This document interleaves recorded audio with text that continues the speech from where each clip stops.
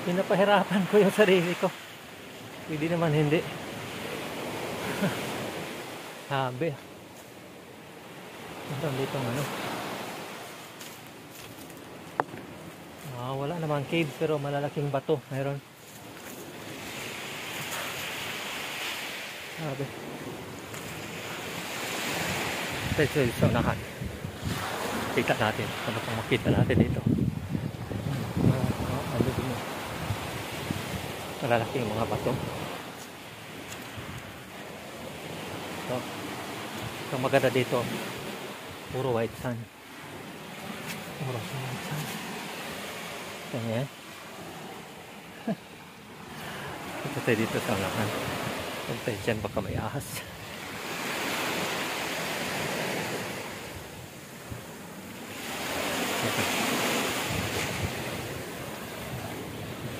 Okay. Ano kayang mayroon dito?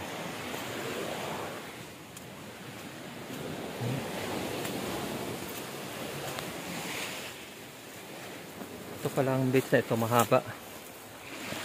Puro white sand. White sand lahat. Tapos mahaba siya. Tingnan niyo. Tingnan niyo, nakita ko ah. Ayan, nakita ko.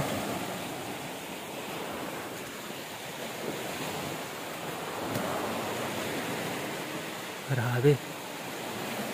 Yung dinaanan ko. Ito sa mga.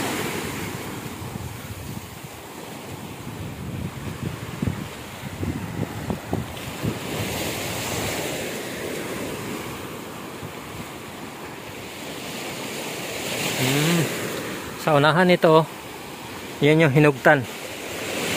Hinugtan Beach. Sa unahan yan. Pero malayo pa. Oh, Hinugtan yan. Sa unahan. May daanan. Oh, daanan. May daanan dito. Oh, pwede dito magbike. Sayang. Dapat dinala na lang yung bike dito.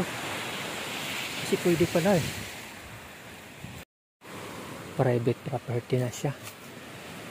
Don Ramon Bagatsing. Don Ramon Bagatsing owner. Private property. Okay.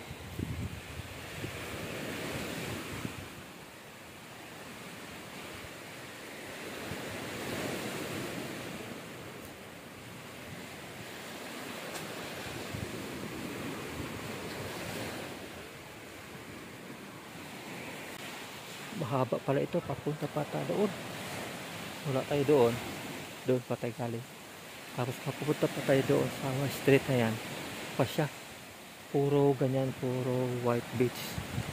Puro white beach. So balik tayo doon. Let's go. Lang yung nakita namin dito ah. Oh, yun yun.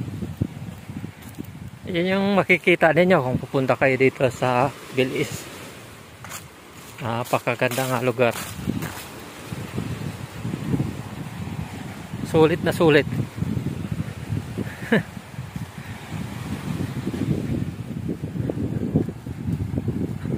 Mga minsan yung mga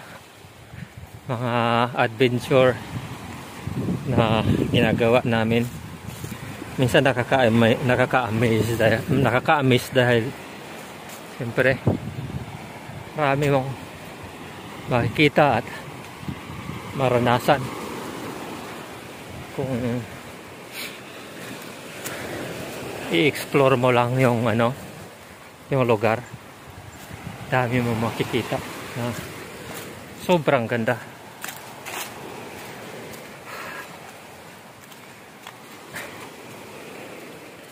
So ito i-record ko para at least malaman niya.